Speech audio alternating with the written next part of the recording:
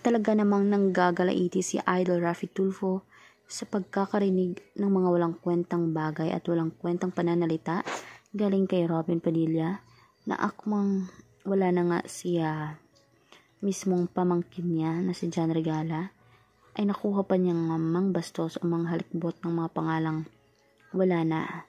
Dapat sana umano, ika ni Idol Raffy Tulfo ay pasalamatan na lamang niya ang mga naiambag ng kanyang pamangkin sa industriya. Hindi na wala na nga, pinapatulan pa rin. Kaya halos talaga mainis at parang sabog sa galit itong si Idol Raffy Tulfo. Panoorin natin ang ilang mga throwback nila.